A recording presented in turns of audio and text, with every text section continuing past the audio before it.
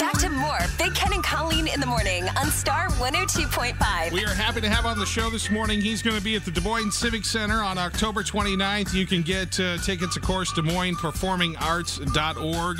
It's The Edible Inevitable tour from TV shows Good Eats and Iron Chef America. Alton Brown is on the phone.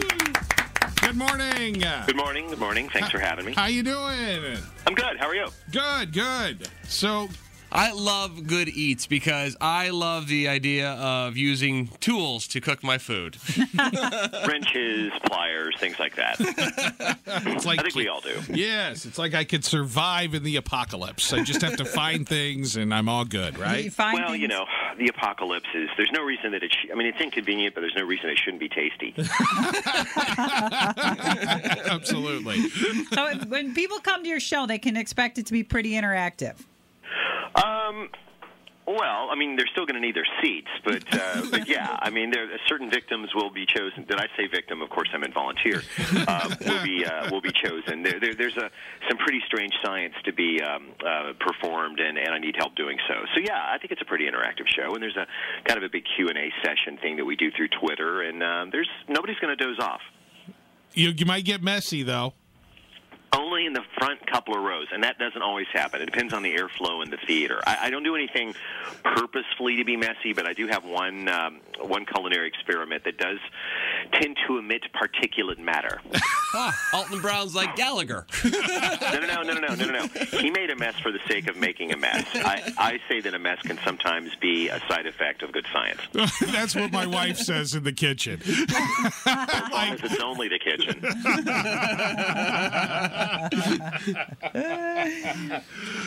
And the room grows silent. Right. So were you a science kid? Were you that? Because I got one of those at my house, and I wonder how it's going to turn out. My problem was that instead of doing the lessons that they were teaching us in school, I was busy trying to raise dead animals and stuff. You know, I mean, it wasn't practical science. My science didn't get practical until I started cooking.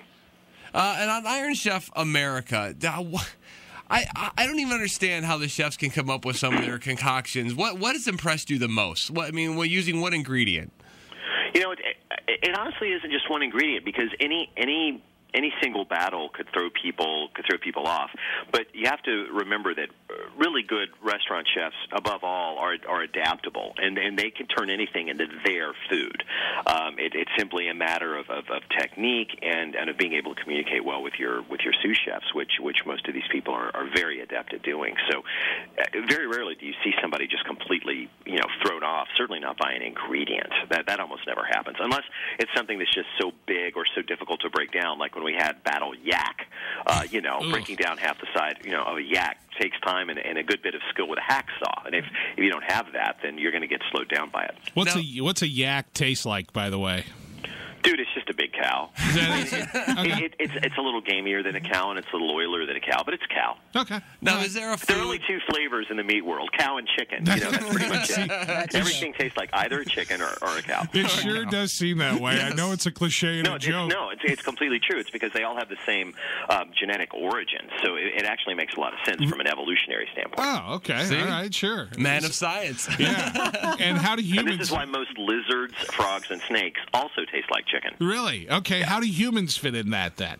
We taste more like pig. Oh, man. I don't want to know that. There are very clear records of that out of places like New Guinea and whatnot. Matter of fact, one of the words for human down in that part of the world translates to long pig.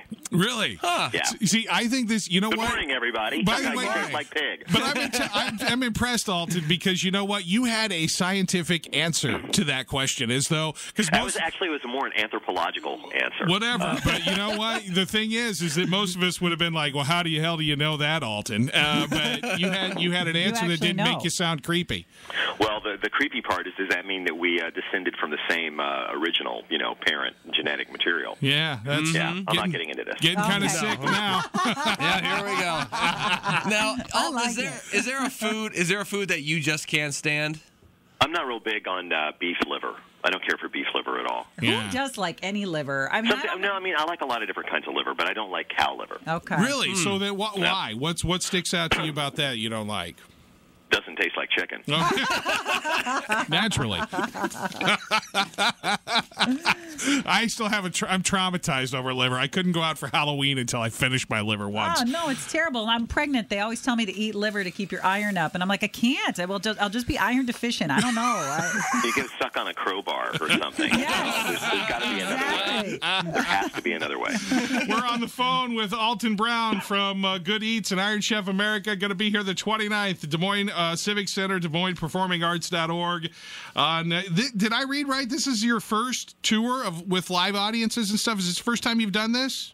Well, it is, but it's the third leg of this. We went out for 5 weeks last year in the fall, and then we did it again this past winter, and now we're going out on the third leg. So it's a modified version. I keep changing the show, and so we've got about 50 cities that we've already played, but it is still technically the first tour. Yeah. All right, and you'll have live music too, right? Is that what I hear? Yeah, doing some of my food songs. Okay, very cool. Alton Brown, 29th here in Des Moines. Des Moines Civic Center is where he's going to be. Great to talk with you, Alton Brown. Thank Thanks for having me on.